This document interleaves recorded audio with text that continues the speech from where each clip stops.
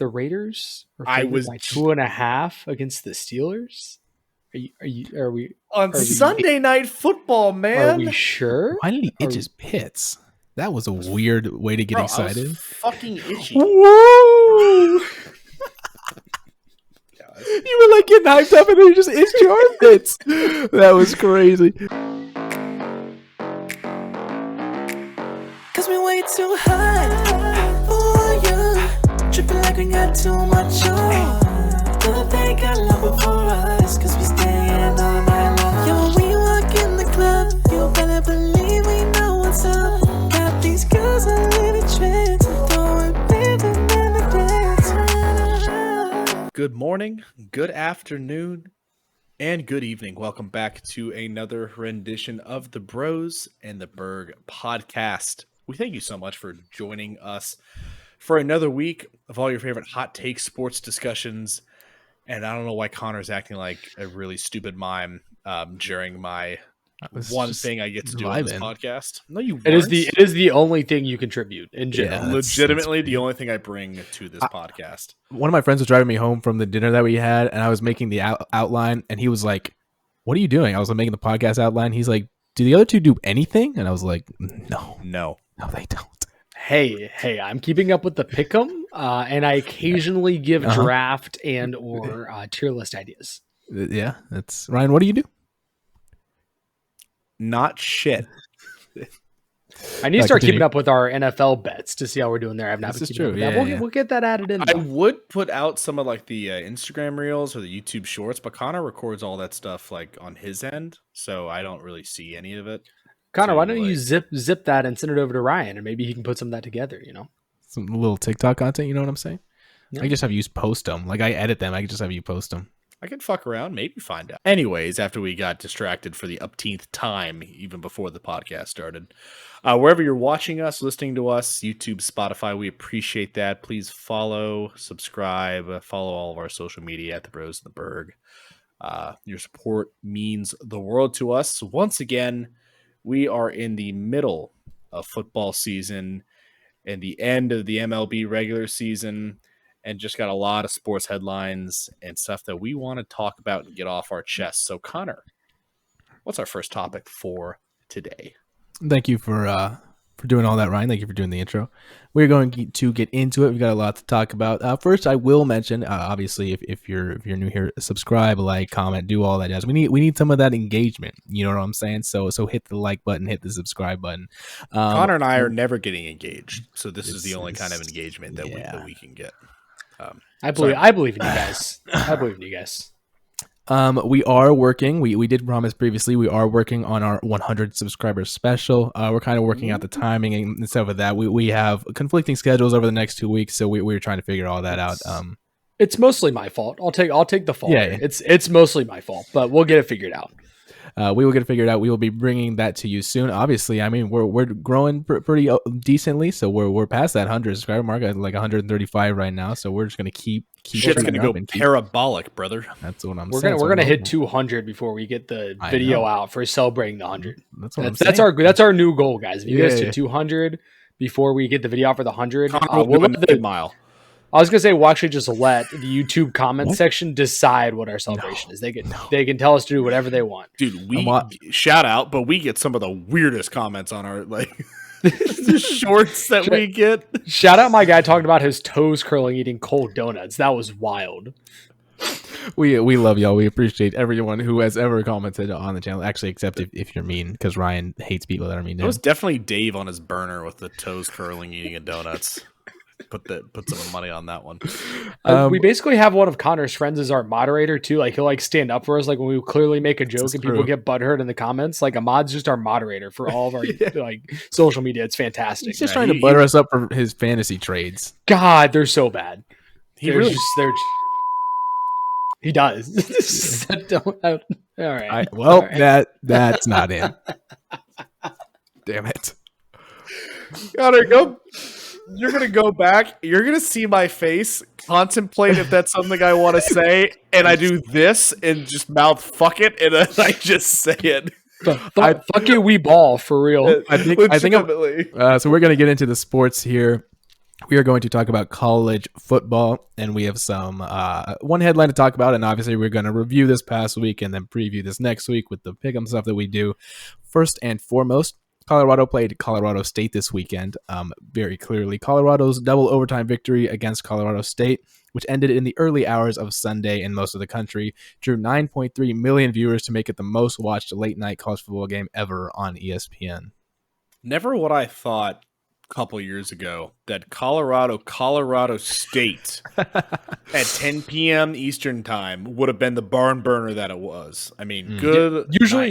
Usually that'd be a double overtime game that like maybe 10 people saw outside of the state of Colorado, just a couple of years ago, and now 9.3 million. I was one of them. I watched that game. Ryan was asleep.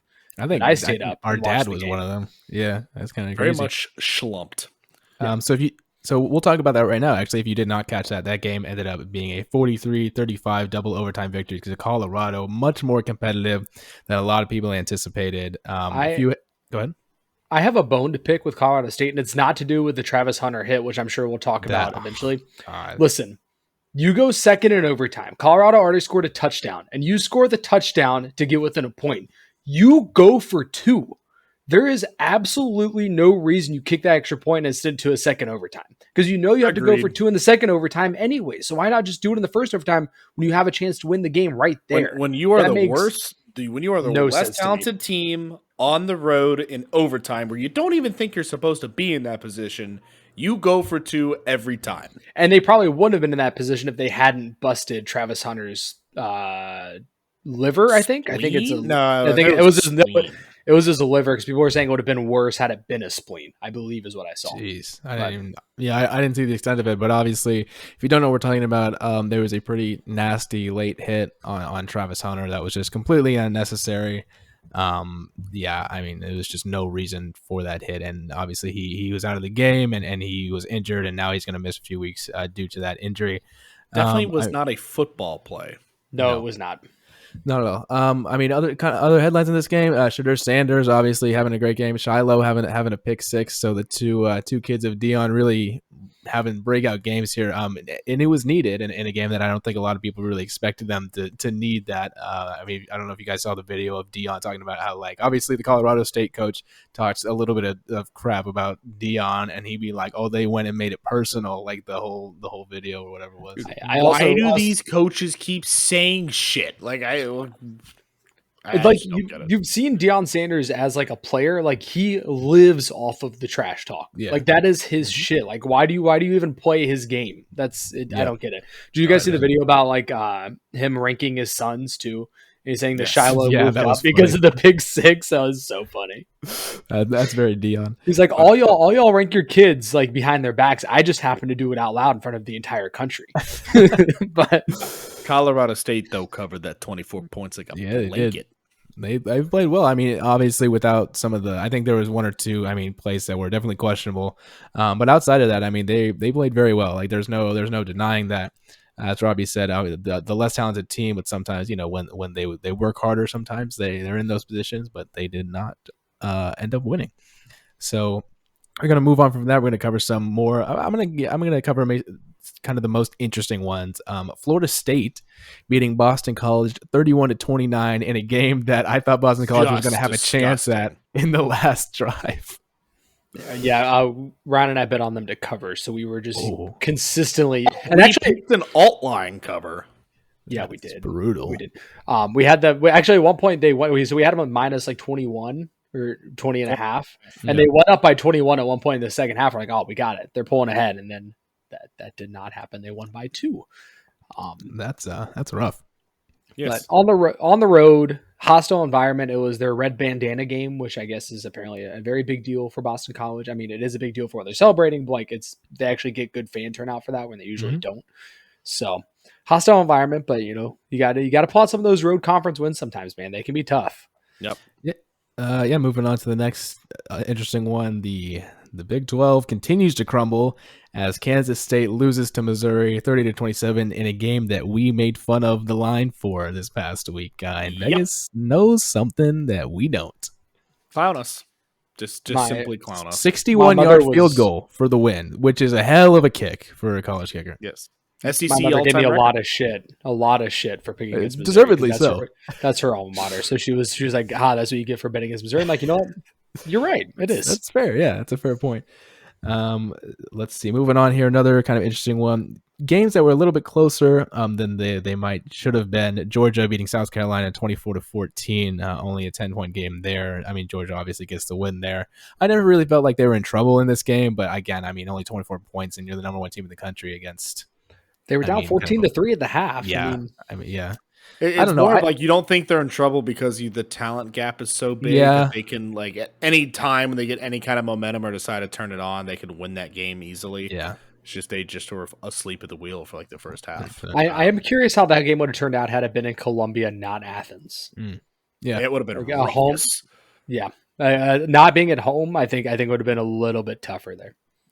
Continuing on here, Alabama, after Nick Saban made the decision to bench Jalen Milroe in this third game, only beating South Florida 17-3. Obviously, Alabama looking a little rough without solid quarterback play.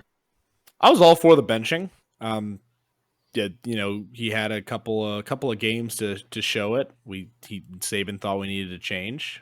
Didn't work out. I'm all for, especially against a weaker team, kind of experimenting with that kind of stuff, especially before we get into some conference play. Offensive line still fat. Quarterback play, yeah, very, very fat and slow. Quarterback play, obviously a huge issue. Defense do what they did, only gave up 3 points, but the offense is just no identity right now. I think it was worthwhile to see what the other guys had, and it was worthwhile to prove that Jalen Milroe is actually the best quarterback to start for this team this year. If the offensive line can't block, you can't have. I mean, both those guys were just statues back there, right? And if they're not going to be able to block, you have to have someone that can make a play when the pass block breaks down. So, I think it has already been announced he will start this week against Ole Miss. I don't think that's super shocking watching either of the Ties performances this past week. But they could. We'll see what happens. If Milroe can just not turn the ball over, I think we'll be fine. We've said that for a while now, and that's a big if because he hasn't proven he can do it yet. He just has to take care of the ball. Give him some easy reads, give him some opportunities to make plays with his feet, and see what happens. Yep, absolutely. And probably the other biggest score differential here: Florida beating Tennessee 29-16 after this podcast called Florida. I believe ass, bad, terrible, awful, and I'll fucking do it again. So now, the best thing about that is now we can call Tennessee all of those things because they lost to Florida. But you actually don't like Tennessee. You hate Tennessee. Yeah, I'll be honest. I didn't watch a minute of this game, but I saw the score and it put a smile on my face, and that's the entirety of my insight into this game. That's all that matters. That's funny. But yeah, I mean, I can't remember what time this game was at, but I also was not able to catch it. I mean, I'm pretty busy on Saturdays between marching band and all that stuff. It was. I want to say it was like a 7:00 kick or something. In terms of like interesting scores from this weekend, that about actually wraps it up. Like we said, I mean, we said it last week. Like the slate this past weekend wasn't incredibly interesting. I mean, Texas kind of having a decent win over Wyoming, Oregon with a good win. Michael Penix is the Heisman. He's going to be Heisman. He's so good. Michael Penix is my guy. Good. I love Michael Penix.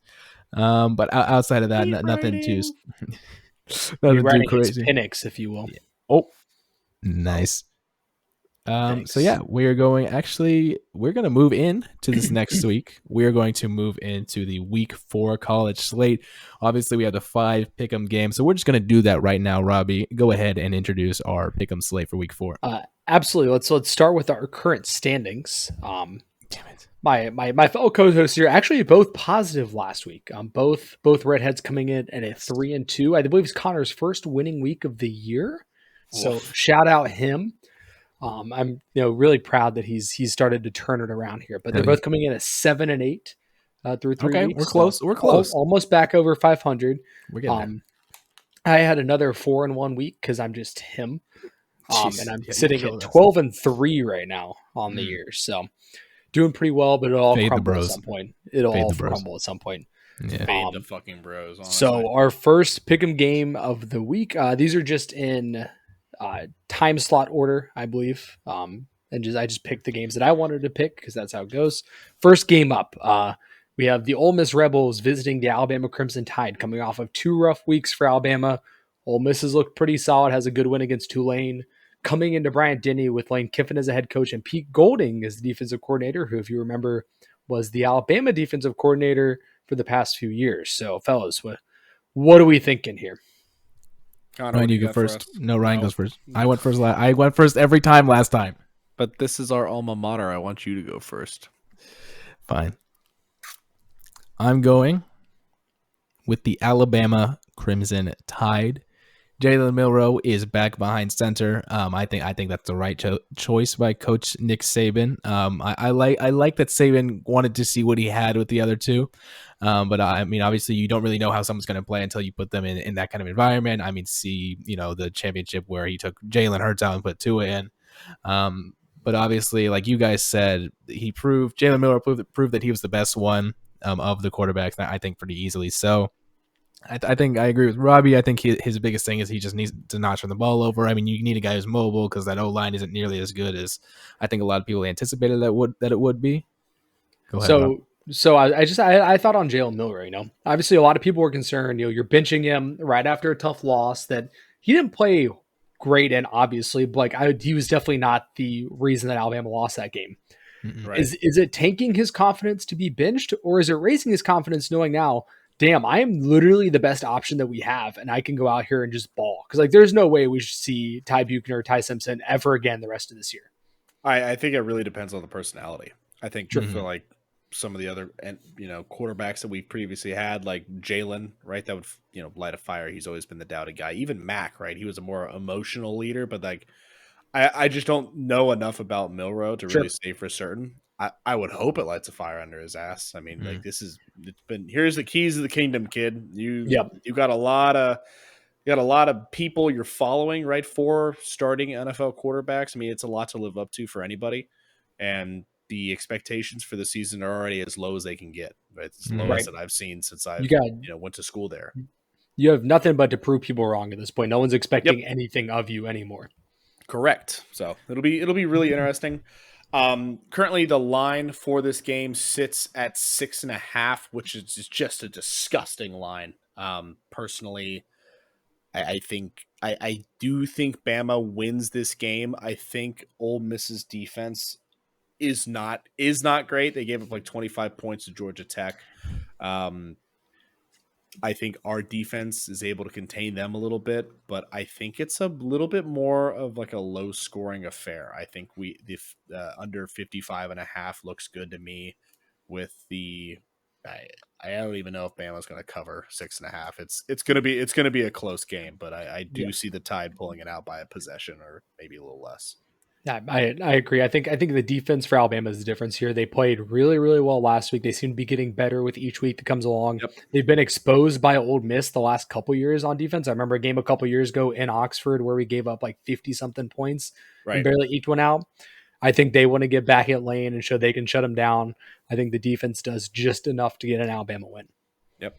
We got a lot of tape of that Ole Miss offense. I'm expecting some wrinkles in the defense. Yep. Next up, we have the Colorado Buffaloes visiting the Oregon Ducks in Autzen in Oregon. What do we think here? Do you guys do you want me to go first since I never go first? I always just let you guys pick. Hell yeah. Because I could just keep picking the same people you do, and then I could never lose my lead. True. So I'll go first here.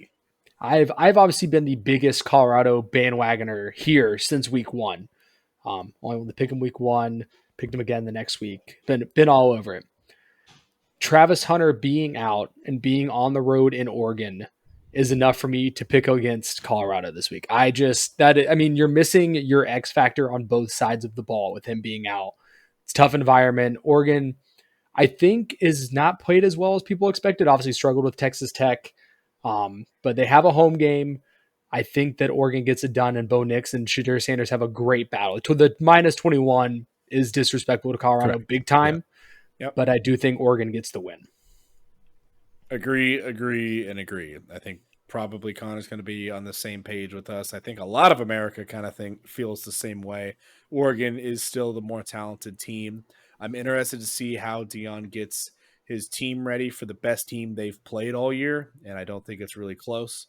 How does that Buffalo defense game plan for Bo Nix, who's obviously a tried and true competitor in college football? 70.5 is a lot of points for the over-under, and I think it damn near gets there. I'm actually really interested to see how many points are scored in this game, but I'm going to go with the Ducks. I think the Buffs cover. It's Bo Nix season, baby. It's always been Bo Nix season. No, it's definitely not always been Bo Nix. You just said it was Michael Penix season. I'm confused. Okay, I don't know what season it is. I like Penix more, but like the meme. But like the Bo Nix meme. Does he still get to do his Zaxby's commercials, or did he lose those moving to Northwest? He probably lost those, right? I don't think he gets to do Zaxby's. In Oregon, it's Oregon, 100%. But yeah, I mean, I'm not gonna repeat anything you guys said. I completely echo your sentiments. Travis Hunter being out, I think that's a little bit too much for Colorado to overcome. I mean, not discounting Dion and his guys in the top, but I think this is the end of the euphoria of the Colorado strong start. So did you guys see that the kick for USC next week is a midnight Eastern kick? Oh yeah, disgusting. I was talking to my parents about it. I mean, I grew up watching USC games. Like they used to have noon kicks, was where they're playing like Hawaii in Hawaii. Like I've never seen a Pac-12 kick at midnight. Like that is going to be Pac-12 after dark. It's Pac-12 the next fucking day. I can just get up and go to brunch the next day. I don't even have to go to bed. It's going to be awesome. Yeah. Woo. Next game up, we're going to call this one the Forgotten Bowl, fellas. The Forgotten Bowl. The two Pac-12 teams that have been left behind. Everyone jumping ship. We have Oregon State visiting Washington State in Pullman. I think Ryan, you go first this time. I'll go first this time.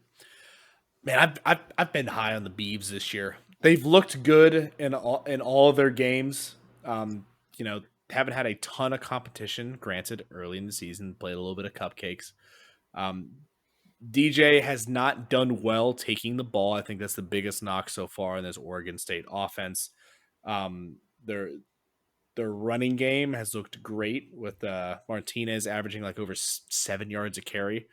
I think Oregon State goes into Pullman and wins a big win for the program and is knocking on the door of a top 10 victory or a top 10 spot in the AP poll. Favored by 3 in Pullman, but the over-under is 59. But I think it goes under. I think it goes under, but Oregon State wins by between 3 and 7. I think it'll be a good game. It's DJU season, baby. Jesus.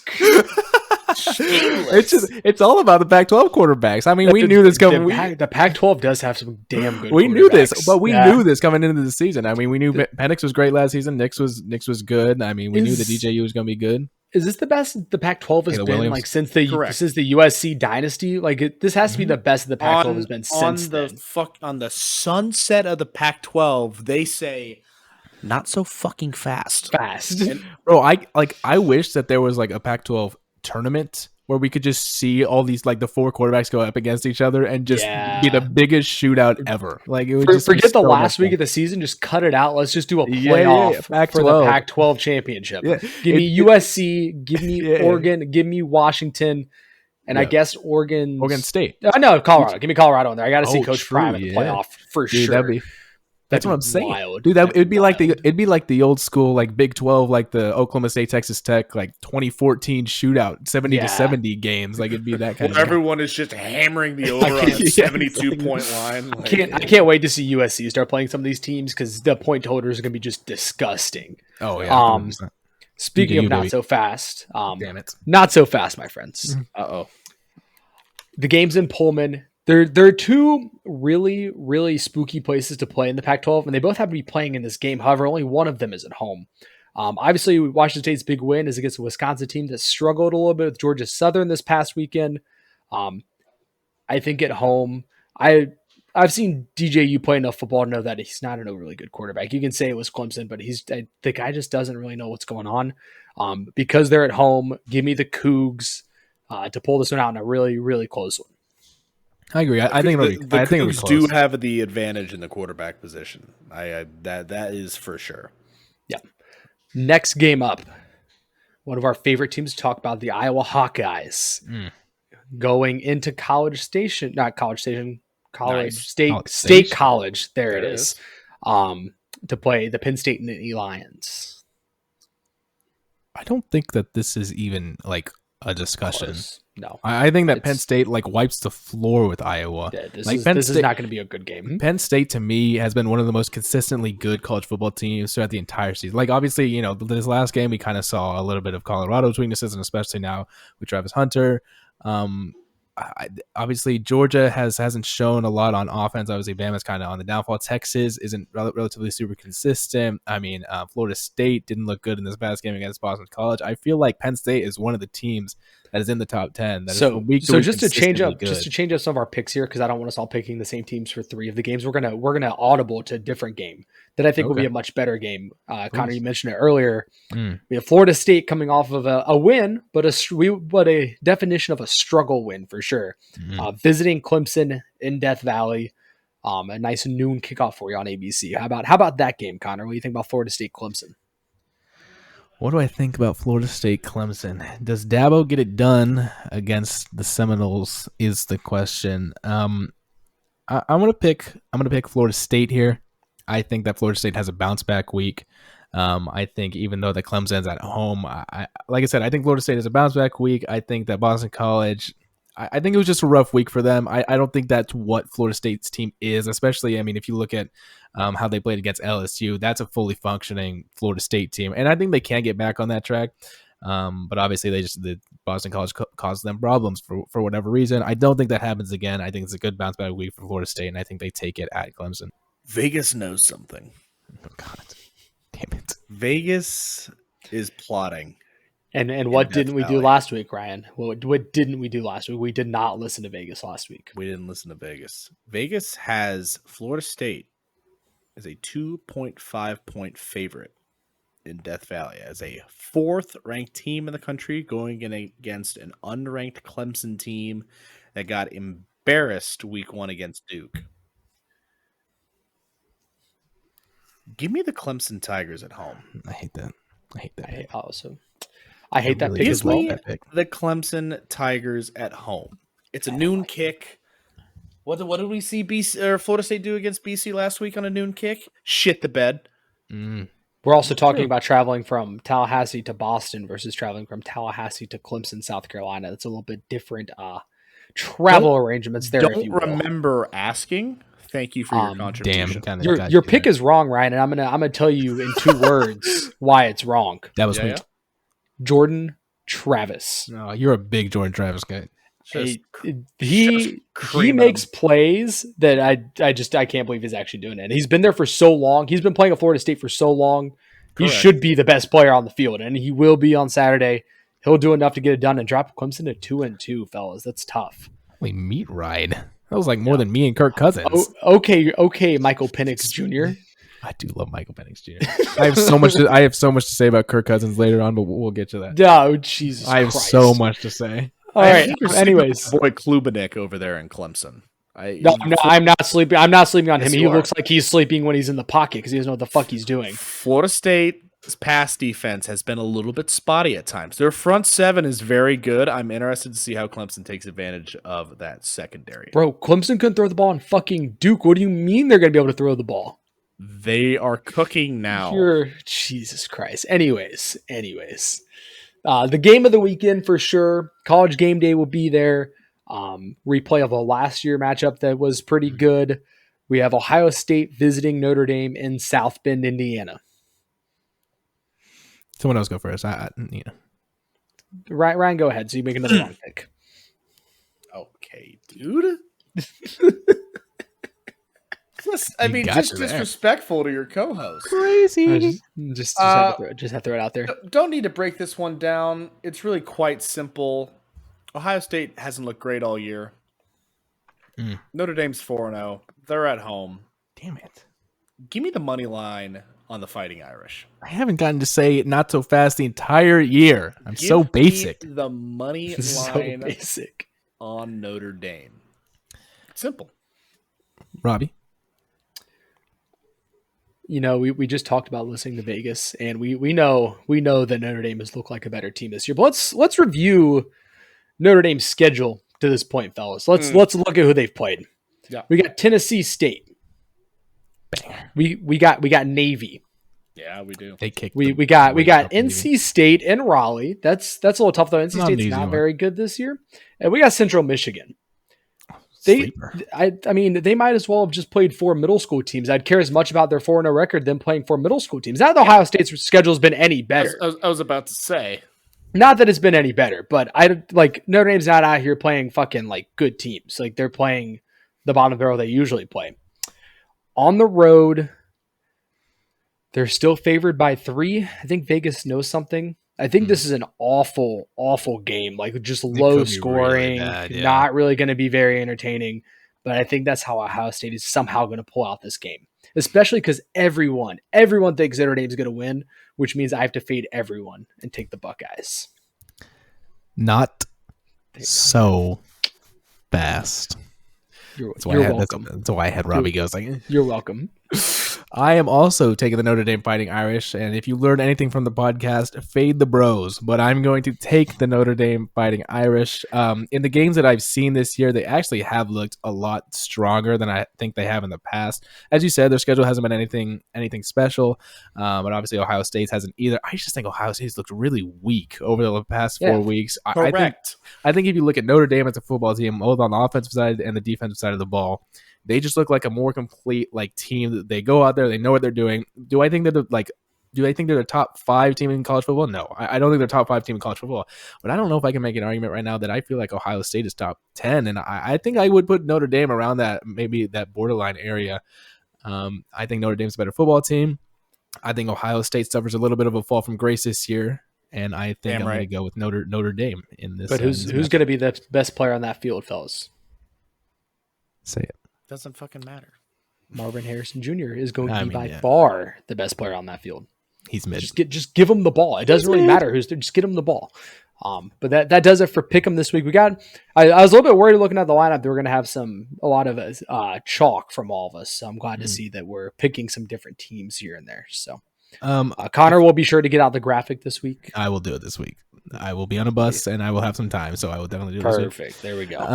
A few other notable games to kind of look at. One that Robbie did not include because it would have been a lot of Pac-12. UCLA at Utah this week. Utah with a line of -4.5. That could be a very interesting game there at 2:30. Is their quarterback back? Rising? Cam Rising. I have no idea. I am not. If he's back, sure. He did not play last week. I would mortgage the house. They're playing Weber State, so I don't really know. Yeah, I mean, probably wasn't going to play him against Weber State. Right. So this is kind of an interesting line. Texas right now, as you know, is the number 3 team in the country, according to the A people. They're heading to Waco to face the Baylor Bears. Do you think a spread of 15 is appropriate for that game? Texas favored by 15? Yes, because for some reason Texas likes to shit the bed in Waco. Good point. They fuck around every single time they go to Waco in the last 5 years. Yeah. I'm happy for Georgia. You know, they had to actually play a conference game last week. They're probably really worn out. I'm glad they got UAB on the schedule this week to give them a break from their just absolutely awful schedule. I'm happy for the Bulldogs. That's line of 42. They need a break from all this tough football they've been playing. Does Georgia cover 42? Looking at Baylor's quarterback. This man couldn't hit water if he fell out of a fucking boat. Good and they still almost beat Utah. He was 12 for 28 in that game. That's pretty bad. With 2 picks, I mean, shit, you could have just not thrown the ball, and I think you would have had better luck. Just run the damn ball. You know what I'm saying? I guess I realized I didn't talk about it, but obviously I didn't talk about it because it's not like we are any good. Do I need to talk about Oklahoma State's? Yeah, talk about your alma mater, man. It's our fucking podcast. We also didn't mention Iowa State losing to Ohio last week. Oh, that game was awful. Yep, we bet on that one too, and we were also wrong on that one. That game was so bad. Fucking awful. So if you didn't see, and this is going back to week 3 real quick. Make it Big quick. 12 play. I can't believe you want to mention this, honestly. We could have just flown right by it and no one would have known. But it's I do attend the school currently. Oklahoma State lost to South Alabama 33-7. In an embarrassing game. Yeah. In a game where I didn't want to be there, to be completely honest. I mean, third quarter came third quarter came around, and I was just like, holy crap. I mean, in classic Pokes fashion, obviously, we finally score in the third quarter, right? And then we're like, have the energies up or whatever, and then we get a 3-and-out. They punt the ball, and we're like, holy crap, this might happen. Punt comes to Brennan Presley, who I love. I won't say anything negative about, but he muffs the punt, and South Alabama recovers, and then it's sapped out of the stadium, and then 80% of everyone leaves because, I mean, we had no chance at that point. And once again, an example of Vegas knowing something. The Pokes were only favored by 7 at home in this game. Yeah. And people are like, what the fuck is that line? South Alabama sucks. No, the Pokes suck. They have 3 quarterbacks who have absolutely no idea what they're doing. Not going to say much more about this. Obviously, you know, I don't want to say anything too rough about the alma mater, but it's not looking good currently. Hopefully, we can figure out the quarterback situation sooner than later. Obviously, the season is not a good season for the Pokes. I think a lot of people kind of expected that coming into this, but I don't think anyone expected it to be this one. Yeah. And all credit in the world, South Alabama is a good team. Like this is not just a, you know, Big 12 coming from South Alabama. I mean, like, granted, our O-line isn't the best. Their D-line is strong as hell. Like you can just tell by the way that they're moving and stuff. Their D-line is strong. I mean, honest to God, I'd rather have their quarterback than most of the guys that we put out there. I saw a comment that Oklahoma State should not be upset about losing to the best team in the state of Alabama. They should just not be too upset about that. So, one of my professors came in the next day, and he's like, "Damn, it's a shame that we lost to Alabama." And one of the kids was like, "South Alabama." He was like, "The way that I said it sounds better." We didn't watch the Bama game. We were at Oktoberfest in Cincinnati. We'd catch it on a passing television, and we'd be like, "I don't want to watch that. I simply have no interest." Yeah. So we are going to move on from that real quick. I'm going to go a little bit out of order here, gentlemen. I want to talk about a little bit of basketball. This is a quick NBA discussion, just to fit some basketball in here. Football. Break it up. A little bit. And I obviously with basketball is in about a month or so, but we haven't had any kind of news or anything in a while. So I just want to throw some basketball in there. It's my personally favorite sport. So I found a Reddit discussion, and I kind of want to read this out to you and get your thoughts on it. So the question was posed that who is the greatest NBA small forward that has never been the best small forward in the league? And he said, my opinion is below. He says, Kevin Durant. He said his career timeline was during LeBron James's and then Kawhi Leonard's run. With injuries, weird rosters, super team hopping, and disappointing playoff results, these last couple of years have seen him take a back seat to even Jason Tatum. He said, LeBron is clearly the superior ball handler, passer, facilitator, the better defender, and better rebounder. Durant is the far, far superior free throw shooter. KD's scoring, he said, 2010 to 2019, 834 combined regular season plus playoff games. He averages 28 points per game and 50% field goals. LeBron, those same 10 years in 905 combined games, averages 27 points a game on 52% field goal shooting. He has one more point per game and then a little lower field goal percentage. And then he talks a little bit about 2019 Kawhi, and obviously how Kawhi carried that Raptors team to that finals. And then he starts talking about a little bit about how LeBron resurged after that and became better. I don't know if I agree with that, because I think in that series, just a couple of years ago, this was when Kyrie and KD were on the Nets, and the shot where it was in the playoffs, Game 7, I believe, Eastern Conference Finals. It was when KD's toe was on the 3-point line from sending them to the finals. Yep. I think at that moment in time, Kevin Durant was the best basketball player in the world. I don't think you could have argued that. I was thinking the same thing. There were definitely moments. I mean, right. LeBron obviously recently has had some injuries and stuff, but like there are definitely moments where I would have taken Kevin Durant over any other small forward in the league. Yeah, I don't know. I guess the question is like, was there an entire year that you would have taken him? Is probably more of the question. Yeah, he did. That's hard. He has won an MVP too. Like 100%. I mean, he's named the most valuable player in the entire league. I mean that means, people say that's LeBron voter fatigue, but exactly. Well, that's what I was going to say. That was during Bron's Miami stint. I was like, I don't know if you could say that Durant was better in that time frame than LeBron was. But I don't know. I think it was 2021 or 2020. I mean, I have a hard time, and I said this mostly, I think, the second half of the year and obviously into the playoffs. I had a hard time saying that Kevin Durant wasn't the best player in the world during that time. Granted, I don't know if it was the full season. Obviously, you had Giannis in there who ended up winning the MVP that year. And Giannis is doing some freaky things, and I guess he's a power forward technically, so you can't label Giannis as a small forward. I guess this guy's argument was that he still thought around that time frame. I think he said that he thought LeBron was better, and he brought up some numbers and stuff. He said that. Go ahead. No, keep going. You were on. Well, I was just saying in 2021, he was saying that 21 was damn near a wash between LeBron, Kawhi, and KD, and he averaged some of the stats and stuff. I think I would lean towards 2021 Kevin Durant being the best small forward in the world. I think it, like, especially like this is the time to have this conversation because small forward has become so much more of a valuable position in basketball than it really has been in the past. Like in the past, you had really great guards or really great big men, but we're in this era of basketball where you have to be able to play pretty much every position, or at least move around the court like that. And so we've seen all of these great small forwards because you have these guys that are big and have handles and can shoot, but aren't big enough to just go down low and play center. So it's definitely like a very, very modern conversation. It feels like to me. I don't know that you're going to go back and look at a bunch of small forwards a long time ago, right? But yeah. I don't know. I just thought it was an interesting discussion. Obviously, like there was this whole narrative. I feel like over Kevin Durant's career, where he was always the number 2. Like he was even the number 2 pick out of college, and then LeBron is in the league at the same time KD is, and then KD is basically the number 2 to LeBron, and then Kawhi having his crazy season, he becomes the number 2 there. Even going to Golden State, like even if you want to argue he was a better player, which I don't necessarily think he was at Golden State, like Curry was always the number 1 option on that Golden State team, and that was never changing. Like regardless of who came there. So I mean, even though Durant won the Finals MVPs in both of those, like, it's crazy to think about. With Curry being the number 1 option, but KD winning the Finals MVP.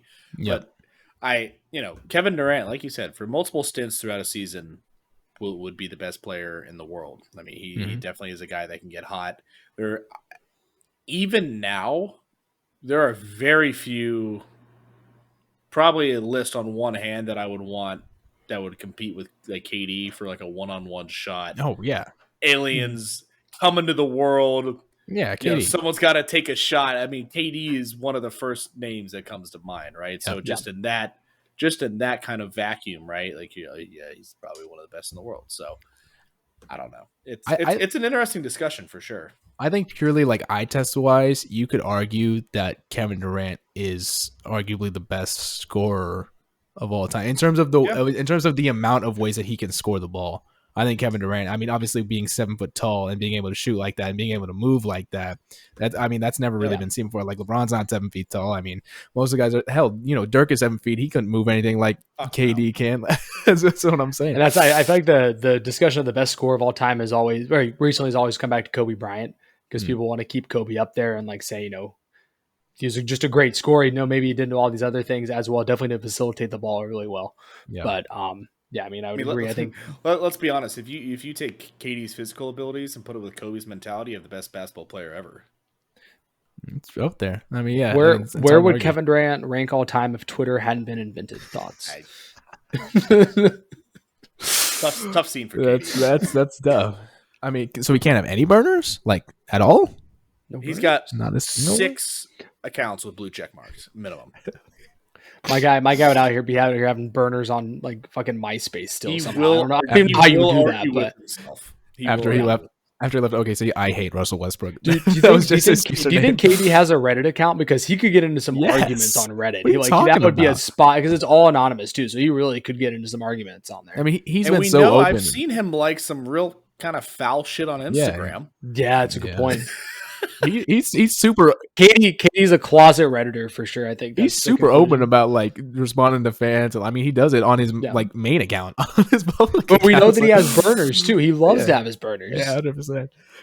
So yeah, I just thought that was kind of an interesting discussion centered around Kevin Durant. I'm excited for basketball season to get started. I hope that the Dallas Mavericks are a little bit better. Hopefully, the Charlotte Hornets are a little bit better. I don't think either of them can be worse based on the talent on the rosters. That would be my thought, but that's what you would think, right? Yeah. So we're gonna get back into some football here. We're going to talk NFL. I'm gonna give you some headlines, and then we're gonna kind of go into the recap and then the preview. Nick Chubb unfortunately suffered a major knee injury that ended his season. A pretty nasty knee, potentially career. Let's just put it. He's not going to be the same player. That's locked, but. His left knee took a nasty hit. I wouldn't recommend going out of your way to find that video if you were interested. It's pretty nasty. If you're familiar with Willis McGahee from the Miami Hurricanes back in the day, it would be that. Yeah. I mean, it was even so bad. I don't know if it was just because of the extent of it, but coaches and trainer would not give updates. They would not tell anybody what the extent of the injury was. So nobody knows like what exactly the injury is, which probably is a pretty bad sign. The whole knee. Yeah, exactly. I mean, I've essentially seen that it has to be multiple ligaments, fracture in the knee, fracture in the fibula, whatever else. Like, it's the same knee that he hurt in Georgia. Too. I know. Yep. So that knee, that doctor is going to go in there and just be like, "What the fuck car wreck am I looking at in here?" I mean, I'd be surprised if he doesn't play again with modern the mess in the place that it is, but he's just not going to be the same player. He will never be the same player again. And he'll come back at 28, right? I don't know what his contract situation is. You can't imagine, especially with the running back market as it is, he gets another big deal. It's going to be small deals here and there. The Browns might franchise tag him for a year type thing, but he will not get another big contract in the NFL. He probably will play for a few more years, which sucks because he's a top 5 running back in the league as of 3 days ago before this happened. I mean, and you guys knew my thoughts on Nick Chubb going into the season, especially from a fantasy perspective. I was like, I think he's going to be on top. Dude, he looks great. He was getting fed and was playing well. Yeah. So he's still under contract through 2024, and in 2025 he'll be an unrestricted free agent at age 30. Jeez. That's tough. Yeah. So obviously, well wishes to him. Hopefully that he recovers as fast as possible. Hopefully the surgery goes all well, all that stuff. Obviously, well wishes to him, and hopefully he recovers in a timely manner. Moving on to the next thing here, the Minnesota Vikings continue. Just stay on it. Well, what's the Browns' plan? What's the Brown? Well, I mean, I was going to say, and because of that, the Browns have brought in Kareem Hunt, who was the prior 1-2 punch with Chubb. Kareem Hunt originally wanted a longer-term contract, multi-year. Obviously, with the Browns seeing how the running back market was looking, they didn't feel too confident in extending that, but they did bring him back. So they signed a 1-year deal with a lot of what's the word I'm looking for? Provisions and with time to performance, incentives, longevity, incentives. Thank you. Worth up to $4 million. So if he plays well, I mean, he will get paid well. Mm-hmm. But he is going to share the backfield. Jerome Ford, who was the absolute hottest waiver wire ad. People dumped so much FAAP into Jerome Ford only for the Browns to go on suck Kareem Hunt. Yeah, I play Ryan in one league this week, and he picked up Jerome Ford on waivers, and now I'm not quite as worried about it as I once was. I mean, this has been the whole thing where it's like the Browns having, I think, probably undisputed the best offensive line in the past 3 or 4 years. And like they've not looked great this year. True. You see it with, especially I think it was like 2 years ago, they had numerous injuries between Chubb and Hunt, and then they brought in like 3 separate running backs. Ernest Johnson ran like a madman behind that offensive line for 3 weeks. So I guess a lot of people are kind of expecting the same thing, obviously with Jerome Ford and the fantasy football, waiver wire stuff. But yeah, so Kareem Hunt is back on the Cleveland Browns on a short-term deal, and we will see how they end up splitting carries between him. Because I can't imagine that Kareem just gets benched. Like they brought him back for a reason. I think they're going to utilize him, especially because he knows the offense. Yeah. So yeah, 100%. He'll be plug and play. So, yeah, moving on to the next thing here. The Minnesota Vikings continued an aggressive response to their rushing woes Wednesday, acquiring running back Cam Akers from the Los Angeles Rams, Ryan's favorite player. The deal, which is pending a physical, includes a swap of 2026 draft picks, with the Vikings also getting a conditional 7th-round pick and the Rams getting a conditional 6th-rounder. I need someone, or maybe just Cam Akers, to write a book about his stint with the Los Angeles Rams to understand why they hate him so much. Yep. Like, someone in that organization hates Cam Akers. John McVay, dude. I don't think John McVay likes him. It's so funny. And there's been reports like maybe not a great work ethic or maybe an attitude. That's all speculation. I just want to know what's going on, because it has made no sense at all. And you're essentially trading him for a belly button lint. Like, you're swapping a 7th for a 6th. Like, you're getting nothing for him. Yeah, exactly. Yeah, someone just wanted him off the payroll. I mean, it's literally, yeah. Like, so moving on here, continuing on just real quick while we're on that, for my dynasty fantasy team, just for people to know, these are my first 3 picks, I believe, in order. We have Kyle Pitts, Javonte Williams, and Cam Akers. And yet your team is still better than mine. Yeah, that's true. And yet my receiving core is Devontae Smith, Calvin Ridley, Brandon Ayuk, and Mike Evans. That goes hard. That goes hard Which right now. Which is cooking. Which is so it somehow. But yeah, those first 3 rounds was disgusting. And then I got Calvin Ridley in the 11th round. Yeah, it's a steal. Because he was suspended. Yeah, but it was Dynasty. So I was like, also, no, that wasn't even when he was suspended. That was when he was going through his mental health issues. But I think that was what was going on at that point. No one knew if he was going to come back and play because it sounded like he didn't really want to play at that time. Right. So yeah.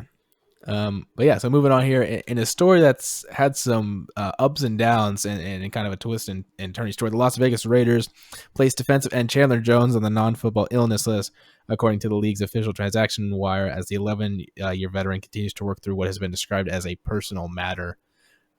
There's been some talking on both sides. I mean, specifically with Chandler Jones posting stuff to his Instagram story about the Raiders organization. It's just been kind of a weird thing that's been happening with the Raiders. So I guess we will keep you updated as that unfolds, I guess. Alan Williams has resigned as the Chicago Bears defensive coordinator. We won't talk about it too much other than just to say that the Bears are a dumpster fire, and this is just continuing down the road of being a dumpster fire. So we'll see how it plays out. Justin Fields being a one-season wonder was one of the most predictable things I've ever seen in my life. Dude, I was saying it, screaming it in the offseason, and he is not him. Some of the videos that I've seen from last week's game, lost. Fucking lost. My guy is reading defense like Floyd Mayweather read books. Like he just can't do it. And then the last headline I have before we get into the coverage of some of the games. Patrick Mahomes and the Kansas City Chiefs have agreed to terms on a restructured contract that pays the quarterback $210.6 million between 2023 and 2026, the most in history over a 4-year span. The agreement could reach $218.1 million with escalators by the end of 2026. Reportedly, they're going to get together after him and his agents and the team at the end of 2026 and restructure again. So obviously, he's going to make an ass load of money over the next, and he's worth every single penny. I mean, there's no debate about it. Arguably the most talented quarterback of all time. I said it, and I'm sticking by it. Arguably at this point? Yeah, I know. I am. It's getting close to not being an argument. So yeah, let's get into the NFL. Let's talk about some of the games that happened. We had some interesting outcomes, I want to say here. A good Thursday night football game between the Eagles and the Vikings, with the Eagles taking the 34-28 win there. Do you want to go and do your Kirk Cousins rant now? Do you want to go and get that out of the way? I love Kirk Cousins. Here's what it is. I watched the Netflix series Quarterback. I don't know if you guys. I've not watched it yet. So in Quarterback, they follow 3 quarterbacks throughout the entirety of the 2022 season. They are Patrick Mahomes, Kirk Cousins, and Marcus Mariota, which is kind of funny because who the hell picked Marcus Mariota? Well, it's kind of funny. It kind of worked out because it was like top, middle, and bottom, right? I guess That's the Vikings true. I guess, yeah. But Kirk Cousins is just like, I watched that show and it made me like him even more. Like I'm just a big Kirk Cousins. Listen, he's a really funny guy. Like I will not debate that, but and he's incredibly nice, and he's firmly a top 10 quarterback. So that is where I'm sticking. That's the hill I'm willing to die on. Is Kirk Cousins is a top 10 quarterback, and I will not hear anything of it. You're stupid. If he didn't have the best wide receiver in football, would he be a top 10 quarterback? Yes. I just can't take that. List me the 10 quarterbacks that are better. Patrick Mahomes. Yep. Joe Burrow. Yep. He's playing like shit this year, but Josh Allen. Yes. Justin Herbert. Yes. Jalen Hurts. Yes. Trevor Lawrence. Yes. Aaron Rodgers before he got hurt. Yeah, Aaron Rodgers before he got hurt. Sure. Lamar Jackson. Yeah. Currently, Baker forgetting someone. Gross. We're forgetting someone. Yeah. Brock Purdy. No way. You just said Dak and Brock were better than Kirk. Okay. Geno Smith. You're telling me you wouldn't have Tua? Yo, Matt Stafford's looked pretty good coming back from injury. No, don't give me Matt Stafford. Jared, he's been feeding Puka. I think Kirk's better than Jared. I think Kirk is better than Jared Goff. And I won't give you Geno anymore. Geno Smith? No, not anymore. Daniel Jones? No. I won't even insult you with Russ. Please. Russ does not cook. Okay, if you want to add to it, which I'm okay with, that's 9. Kirk Cousins is the 10. There's not Kirk Cousins is a top 10 quarterback. There's a debate there. I think there's a debate to be had. There is. I think Kirk Cousins is firmly top 10. All right, whatever. Firmly. I think we're really. I think he's 9 or 10. I think he's firmly 9 or 10. I just believe it in my heart. Deshaun Watson? No. Nah, he's looked pretty He's bad. been terrible. He has looked pretty bad, unfortunately. Yo, that stiff arm was fucking sick, though. I know he got a face mask for it, but he threw that man. Real quick before we move on, Barstool posted a graphic earlier. I wanted to get y'all's opinions on. It's a tier list of sorts. It's just got a lot of tiers that they kind of go through. And I actually thought this was pretty well done and amusing. Juggernauts, S tier, S plus, essentially. Are these teams? Yes, NFL teams. Okay. 49ers and Cowboys. A little biased. A little NFC bias there. But, no one out of the AFC has actually looked really like Terminators. So I'm not terrible. Cowboys defense has been a lot better than I thought they were going to be.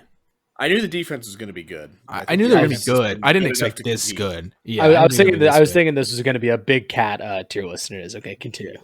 Super Bowl contenders, Eagles. Sure. Yeah. Finns. Sure. If They have been. Ravens. A little glazing, but with how bad the Bengals have looked in that division. Yeah, I guess division wise. Chiefs. 2 weeks. Sure. Yeah, of course. Bills so far have been disappointing. They have enough talent. They're still a Super Bowl contender, though. Correct. Washington Commanders? That's just because Big Cat put it together, and PFT is like the biggest Commanders homer of all time. So the fact they're 2-0 is why they're up there. That's the entire reason. I can tell you why that's up there. Did you just say Washington Commanders? Yeah, that's correct. I'm looking at it now. Washington Commanders. Facts. For Super Bowl contenders? That's what it says. That's the infographic. I wanted to get your face. You're not gonna go to the next couple of tiers. We're getting there. They beat the Russ Broncos by 2. The next tier kills me. Lauren Boebert horny game of the week, which was the Seahawks and Lions. Yeah, that was a hell of a game. I watched Lauren Boebert doing whatever she's doing at that concert in there too. Keep going. Next tier, wait, these teams are 2-0, which is the entire NFC South besides the Panthers. Jesus, best division in football. Saints and Falcons. Which I think that's my favorite tier, actually, of like an actual tier list. Sad about Nick Chubb, which is the Cleveland Browns and then fantasy football owners. Where are the Chargers and the There's a Kirk Cousins tier, and it's Kirk Cousins, yes, Ryan Tannehill, and Jimmy Garoppolo are all populating. Wait, that what? tier. What is this tier? What is this tier list? The mid quarterbacks tier. No. Damn it. You're there at the maybe like 20 to 25 ranked quarterbacks right there. That's where Kirk belongs. Okay. What? Sorry. That was insulting. Then we have bad good teams, which are Bungles, Chargers, and Jags. Yeah, that's a fair point, actually. Very accurate. We have good bad teams, which is the Rams, Giants, and Packers. Also very accurate. Yeah. Very accurate, actually. Iowa football, which is just the Iowa Hawkeyes and the Steelers. That's great. I love that. It's TJ Watt and who on the Steelers? George Pickens. Oh, that's right. Remember when everyone bad, thought that was this is bad but possibly frisky, which is the Pats, Vikings, and Colts. Yeah, I actually agree with all of those. Yeah, it's watching Caleb Williams tape, Bears, Jets, and Cardinals. This is awesome. And then wishing Caleb Williams was a year older, which is Texans and the Panthers. Yep, that's correct. And then the last tier, one team we haven't mentioned, tier list. Hell, but it's unlimited. It's the Denver Broncos. I didn't like it whenever you said the Commanders were in the third tier, but then it got better from there. Yeah, that's probably one of the best pieces of media Barstool put out. Like all Big Cat does that like every week, and like sometimes they'll just do quarterbacks. They're hilarious. We got to repost that. That's awesome. So yeah, I guess we only talked about one game, so we got to go down the rest of the list here. The Cowboys having, as we said, a stellar defensive performance against the Jets, 30-10. We'll kind of run through these quickly. You guys can stop me if you want to say something. The Bills having a good offensive performance against the Raiders, 38-10. I mean, the Raiders, I don't think they're going to do anything this year, so not much of a shocker. The Ravens narrowly beating the Cincinnati Bengals 27-24. Lamar having a bit of a bounce-back game after the game last week. Joe Burrow not having a bit of a bounce-back game after the week prior. Bengals are good. If you're a Bengals fan, you're getting a little nervous. I mean, Ryan, are you getting a little nervous? Burrow is definitely not 100%. Yeah. The run game is not getting going. The offensive line that was supposed to have been kind of revamped to protect Burrow hasn't really lived up to the money and expectations that they put into it. Defense is playing okay. I still think they can get a little bit more out of them. It's a rough start. The Bengals really struggle to play the Browns when they go into Cleveland, and two straight divisional games to kick off the year is tough. It's hard. Yeah, it's just hard. So I'm really interested to see how they play this upcoming week when they I'm trying to remember who they play. The Rams on Monday night. Yeah. Continuing on here, in a game that I think a lot of people expected to be a shootout was not as such. The Chiefs beating the Jaguars 17-9. The offense is not really clicking. Travis Kelce making his comeback, scoring a touchdown, looking pretty decent there. But yeah, a weirdly low scoring game between two high powered offenses. I think we're just forgetting how good both their defenses are as well. Chris Jones was out there eating all game. Yeah, I mean, there was also not lost, but happened 7 fumbles. So just physically allergic to holding onto the ball with Mahomes throwing the one pick in the game. So there was just kind of all over the place. The Titans beat the Chargers in overtime. Tough scene. Yeah, that's just not what you want when you think it's potentially your Damn it, Justin. Yeah. Hey, tell me what the Falcons did this weekend, Ryan. They motherfucking won. They win, baby. I'm not looking for pretty wins, and I'm not looking for good wins. I'm looking for wins. It's him. It's him. Sorry, Robbie. Say it again. He's him. Yep. He's him. Although, I mean, they only won this game because apparently Jordan Love was drunk at some point during the game. Like, did you see him just stumble? Huck 3 touchdowns. I don't know what you want from him. But did you see the video of him just getting the snap count wrong? He literally just stumbled over like me after drinking one too many Steins this past weekend. Like, Jesus Christ. Don't matter. So bad. Falcons got to win. I'm scrolling the box score right now, and Quay Walker had 17 total tackles on Green Bay. That's kind of wild. Shout out to him. Hey, Atlanta, 8 more, baby. That's all I'm asking for. 8 more. 8 more, and then the predictions, right? Moving on here. The game of the weekend, probably. The Seahawks and Lions going into an overtime game, 37-31. I mean, both offensives actually looked pretty good here. Geno having a bit of a bounce-back game. Jared Goff throwing some laser. I mean, I was talking to these guys earlier. Jared Goff had some really impressive throws in this game. Unfortunately, he did throw a pick 6 that kind of cost them the game and sent him into overtime, and Tyler Lockett had a really good 15-yard run where he reached out to the pylon and scored. And if you are still disappointed in the NFL overtime, sorry, but just wait for the playoffs because I am proclaiming it the Josh Allen rule. It's going to be becoming basically college overtime in the playoffs now. So obviously it sucks to lose regular season games, but not the end of the world. You got 17 of them, you'll be fine. Yeah, exactly. Colts and Texans. Colts beat the Texans 31-20. CJ Stroud not looking great. Not looking terrible. Yeah, he still threw for over 300 yards. Yeah, but he's not the rookie great. Quarterbacks to be pointing fingers at, Stroud is actually doing a little bit more than I personally thought. Richardson's doing more than I thought. I was 384 yards, Connor. I'm tripping. I thought he was worse. He did lose 2 fumbles and get sacked 6 times. Yeah, but that line's for terrible. 384 yards. Yeah, my bad. That's on me. I thought he was worse. Richardson got knocked out with a concussion. He was cooking after too. 2 rushing That was touchdowns. the most predictable thing to happen. Was Anthony Richardson getting hurt this year? Yes, correct. Yeah. Moving on here, Baker Mayfield is 2-0 with the Tampa Bay Buccaneers, 27-17 over the awful Chicago Bears. I'll take full responsibility for this. I called the hammer the under on the Bucs win total at 4.5, and the team's bought in. Mike Evans is cooking once again. Yeah. Fellas, are the Panthers the problem? Yes, they're always Are the Panthers the problem? They're always the problem.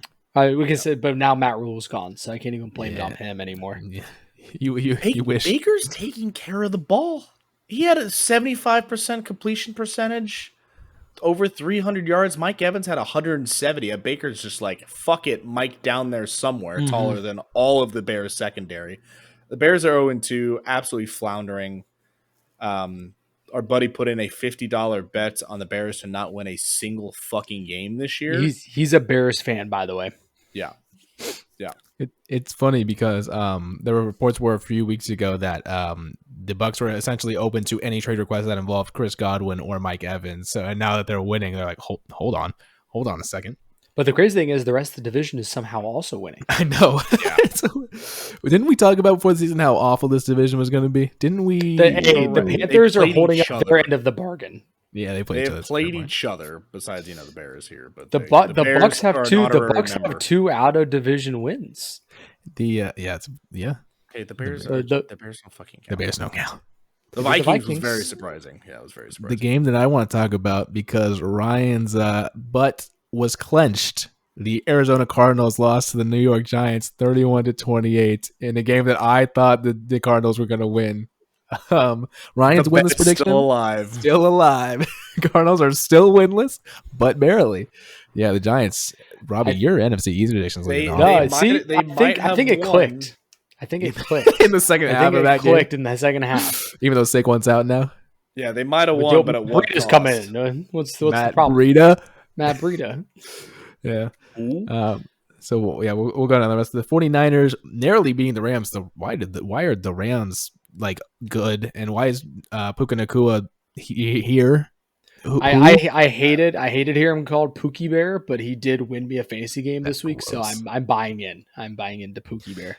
But the Niners did escape with the win there. The Commanders beating the Broncos, dude. It was an NFC East just comeback season for the bottom two teams. They just said, fuck it. The rest of the division winning, we're going to win too. Yeah. Dude, the what do you do? Blow it up. Get rid of Russell Wilson. Russ threw for 300 yards and 3 tutties. But he also took 7 sacks. And threw a pick. And had a fumble. Yikes. Yeah. Sam Howell, though. Sam Howell playing good football. It's kind of him. He's kind of him. Good football. I mean, he had 10 different receivers, spreading the ball around, not making stupid mistakes, no turnovers. B-Rob playing well, too. B-Rob averaging almost 5 yards a carry, 2 tutties. I mean, he ain't no Also, 2 catches for 42 yards. Yeah. The last 2 games we have, the Dolphins beating the Patriots by 7 points there. I mean, I didn't have much of a note in that game. And then the Monday night game, the Saints, fucking awful football, man. Beating the Panthers 2017.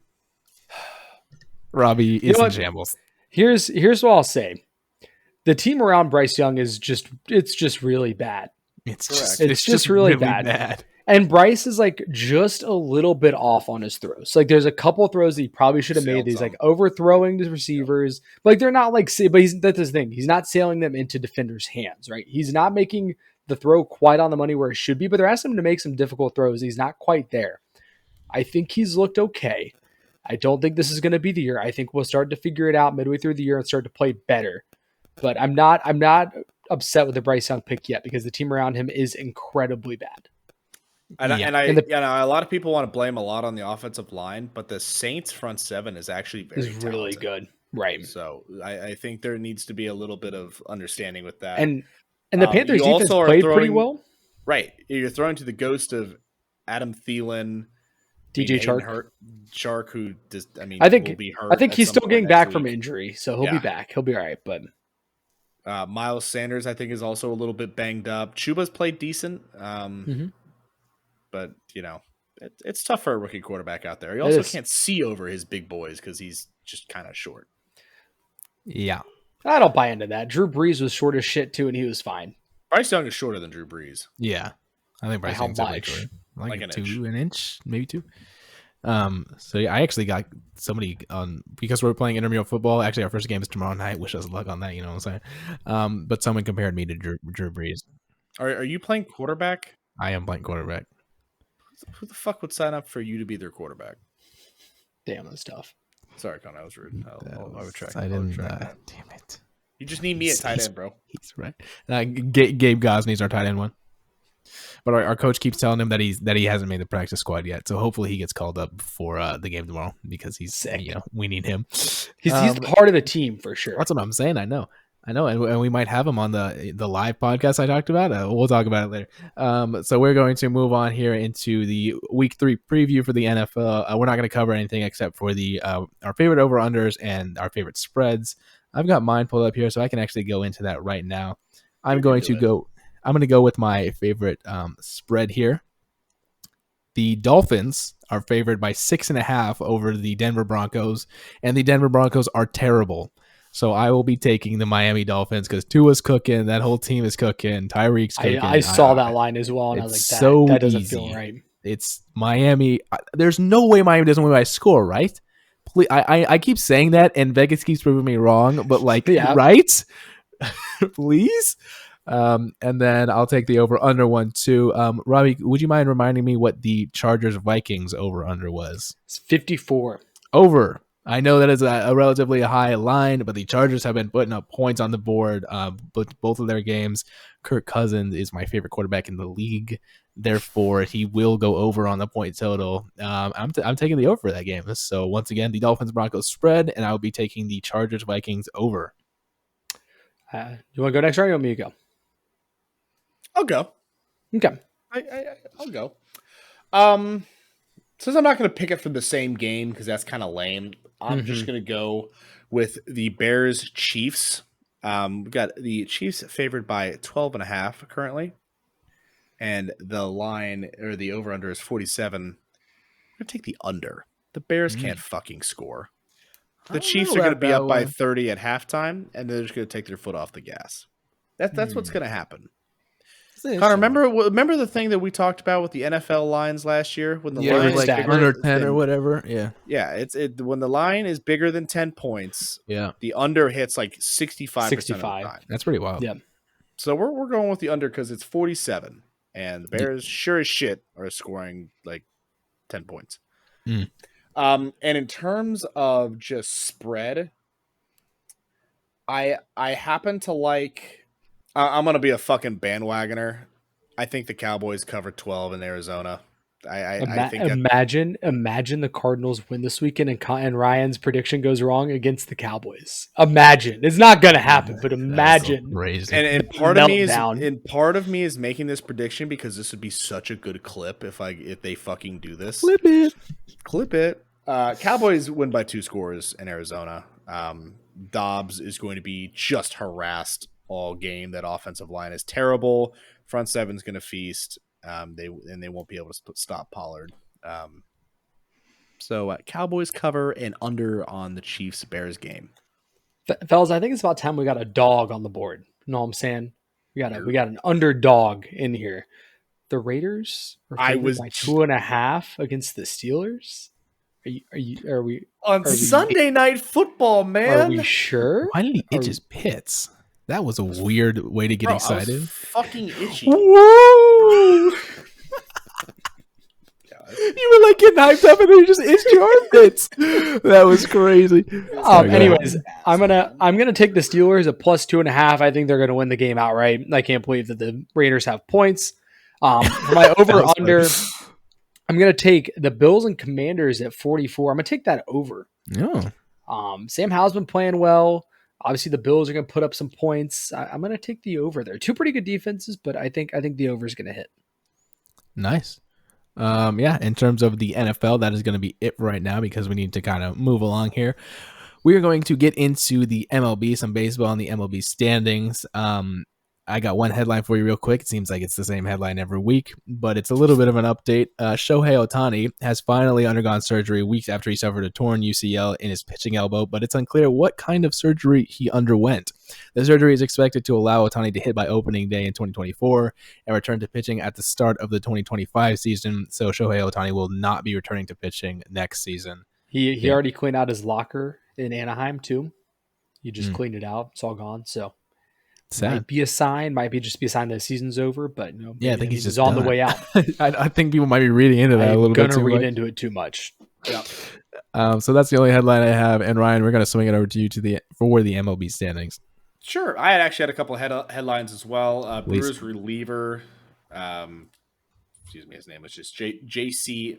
Mayha, received his second suspension for testing positive for performance-enhancing drugs. This will be a 162 game or full season suspension for him and the Brewers. The Astros actually retained a slim lead in the AL West after having a walk-off.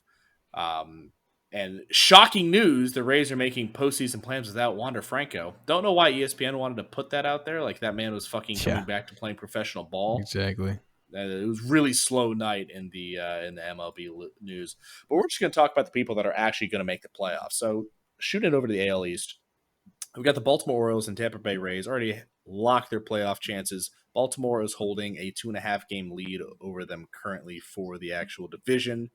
And you still have the Toronto Blue Jays sitting on, not on top, in second position for a AL wild card. They're 1 game over the Rangers. The Yankees and Red Sox have been eliminated from postseason play. Out in the AL Central, the Minnesota Twins have all but locked up their position as the divisional winner. None of the rest of the teams will sniff the playoffs. And out in the AL West, which is the most exciting division currently for postseason race, we have the Astros holding, count it, a half-game lead over the Rangers and a half-game lead over the Mariners. All equal in the loss column. The Astros just have one more win. And as I mentioned, I believe it was last podcast, it all comes down to the rubber match with the Rangers and the Mariners. They're the 7 of the last 10 games for the Rangers and the Mariners, they play each other. So it is going to be some very exciting baseball. The Rangers beat the piss out of the Red Sox tonight, 15-5. So it was very all 3 teams won tonight. Yep. So it's they're playing postseason ball right now, man. And I'm sure in the Seattle series there will be some like postseason like pitching changes and everything to make sure they're like winning games there. And so it'll be a lot of fun. Out into the National League, obviously the Braves had clinched the division for some time now. They're 3 games away from being the first team to win 100 games. They actually passed the Orioles for the best record in baseball. The Phillies are all but clinched the first wild card spot. And then we got to talk about what the other wild card spots are going to be. So we got about 5 teams fighting for 2 wild card spots, and those teams are going to be the Marlins, the Cubs, the Reds, and the Diamondbacks. All within like 1 or 2 games of each other. So the Brewers have pretty much locked up the division. The Dodgers have locked up the division, and the Braves have locked up the division, and the Phillies have locked up at least 1 wild card spot. Currently, right now, as it stands, the Diamondbacks have the second wild card spot, sitting at 81-72. They have like an 83% chance to make the playoffs unless they just somehow implode. So it's really going to come between the Cubs, who have lost like 2 of 8, the Marlins, who are 5-5 in the last 10, and the Reds, who are 6-4 in their last 10. It's coming down to the wire. The Reds could still do it. It'd be really cool if they did. I'd love to go to a Reds playoff game. The Padres are still in it on a 7-game heater, 4.5 back the wild card spot. It's not likely, but 7-game win streak, you never know. It's not likely. It should be interesting, especially the Reds have the Pirates, the Guardians, and the Cardinals to finish out the season. I think the Reds can make it with that schedule. Yeah, I'll be really interested. Yeah. I'm really interested to see how that all works out. I think the Cubs have a little bit more difficult of a schedule coming up. So I mean, we will see. It should be fun. The Cubs have to go to Atlanta and to Milwaukee for the last 2 series of the season. So I would expect the Cubs to kind of continue their fall.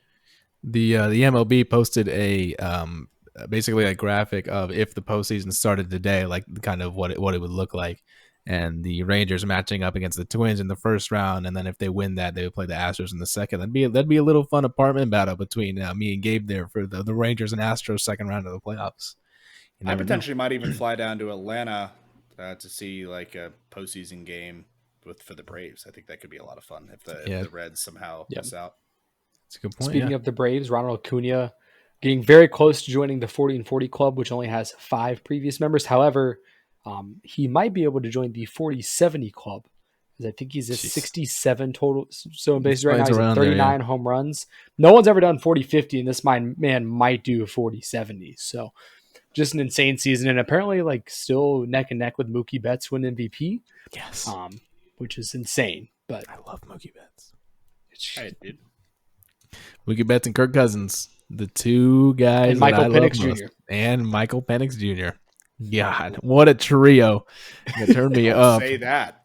Don't like that. Don't like that. So I mean, that's damn, you all right? For the sports news, that's pretty much it. I'd like to play kind of a quick because the first like 15 minutes of this episode were like us doing nothing. So I'd like to play a quick super speed wavelength, just to get through it real quick, just because I like the game and I think it's entertaining to listen to. How about we make it difficult for us? Everyone gets 2 questions. It's gonna be really hard. What were you gonna say, Ryan? I've heard some good feedback from Wavelength. Yeah, no, I love this game. Our fans have said it's fun. Our fans, okay, all right. What do you think, Ryan? You want to make it super hard? Fuck it, we ball. All right, who's going first? I'll go first. This is my idea to do 2 questions. When I look like an absolute buffoon, not even getting it close, we'll know. Yeah. All right. I think we go like 3 or 4 to make it hard. 3, all right. Yo, it's a cat. It do be the cat. All right, Rob, you only got 2. All right, Ryan, based on your background here, give me a DC superhero. Damn, it's kind of close to one of my questions. We're gonna go Green Lantern. Okay. I feel like solid, like middle tier, but like not like if you said Batman or Superman, we know you're at the top. And if you'd really struggle to come up with one, I think we would have been at the bottom. So we're feeling right in the middle right now. That's why I set up that question that way. I need to narrow it down a little bit though. Connor, give me a Big 12 football program. Is this all time or is this season? Let's go. We'll go this season. We'll make it easy. Oklahoma State. Oh, so we're way lower than I thought we were. We're way lower than I thought we were. 3? Oh, he got it. He did it. What a lob. He is Green Lantern a 3? Yeah, that's what that really threw me off. The movie, yeah. Like I see where you're going with the movie. For the movie. Yeah, I get that. Yeah, I've never seen it, but I've heard of it. Never heard good things. Heard about it. I guess I'll go next. The number is gonna be 6. Very well. Okay, I'm ready. Holy fuck! It's midnight. Anyways, Robbie. MCU movie. Captain America: The First Avenger. I'm a little bit lower on that one than a lot of other people, but I think it's like a 6 or a 7. I think it's like a 7 for most people, to be completely honest. All right, we got to go to Ryan here. What's something that's mid that could solidify this? Give me a Chick-fil-A menu item. That's a terrible question. I'm gonna be honest. Everything's good. Yeah, that's a bad question, brother. You can't change it. Just stick with it. I gotta cook. You gotta cook. We're gonna go with the chicken nuggets. That brings me. Does Robbie like the first Captain America that much? That's kind of the question. Robbie doesn't agree with my rating on the chicken nuggets. There are so many. Never mind. I'm just. I don't think Captain America. I don't think Robbie would rate that as an 8 or a 9 or a 10. But I don't think it's a 6. I think chicken nuggets brings it. I'm gonna go with 7. It was 6.